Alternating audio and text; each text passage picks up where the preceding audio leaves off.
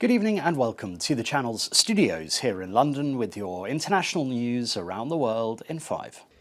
Ukraine reports a Russian missile attack hit a hospital, homes and children's institutions in Sumy, injuring 65 people, including 14 children. It comes as talks between US and Russian officials on a possible peace deal in Ukraine are taking place in Saudi Arabia.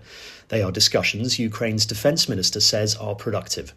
Meanwhile, Russian attacks on Ukraine continued overnight as the Russian military say they intercepted 28 Ukrainian drones.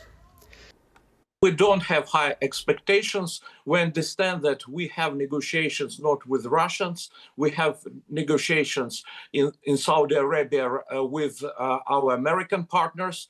And this is not about political decisions. These negotiations are about technical details. But again, everything depends on Putin, and he's not interested in ceasefire or peace, and he is a major hurdle on the way to ceasefire. Ukraine has agreed unconditionally to Mr. Trump's ceasefire proposal. The Turkish government says 1,133 people have been arrested in 5 days of protests across the country. It says people have been abusing the right to protest and warns that terrorizing the streets will not be tolerated. Protests began when Istanbul's mayor Ekrem İmamoğlu, an opponent of President Recep Tayyip Erdogan, was detained on Wednesday on corruption charges. İmamoğlu says the charges are politically motivated, something Erdogan denies.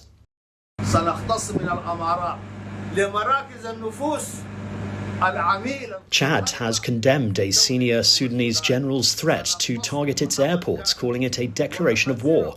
Its foreign ministry said it would respond according to international law if a square metre of Chadian territory is threatened. The warning follows comments from Lieutenant General Yasser al-Attah, the deputy commander of Sudan's army, who said the UAE was using Chad's airports to deliver weapons to the paramilitary rapid support forces.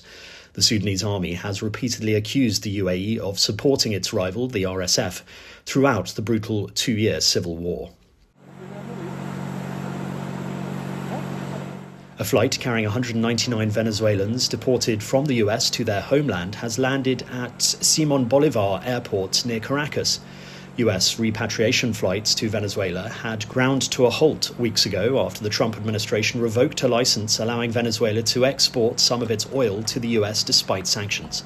But on Saturday, the two governments, which have no diplomatic relations, reached an agreement on resuming the flights as part of the Trump administration's plan to remove undocumented migrants. Venezuelan President Nicolas Maduro described the flights as a chance to rescue and free migrants from prisons in the US.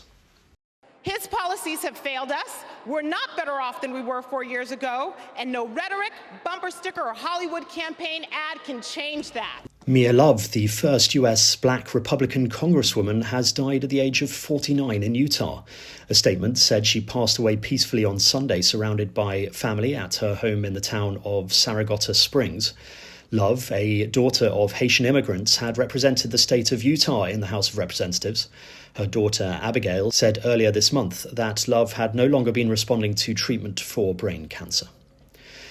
Second Lady Usha Vance will make a cultural visit this week, and a separate trip is expected from Trump's national security advisor, Mike Waltz. The outgoing Greenlandic Prime Minister described the plan as aggressive and said the duo had not been invited for meetings. Meanwhile, the island's likely next leader accused the US of showing a lack of respect. Denmark, which controls Greenland, it's not doing its job and it's not being a good ally. So you have to ask yourself, how are we going to solve that problem, solve our own national security? If that means that we need to take more territorial interest in Greenland, that is what President Trump is going to do, because he doesn't care about what the Europeans scream at us. He cares about putting the interests of America's citizens first. And a car chase in Paris that ended in a huge pileup has been caught on camera. The black car, with 2 other people on board, crashed before 3 police cars collided with it and each other in turn.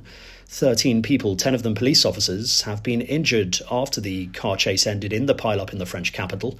Their condition is not thought to be critical. And that's your international news around the world in 5. Now back to the channel's studios in Lagos.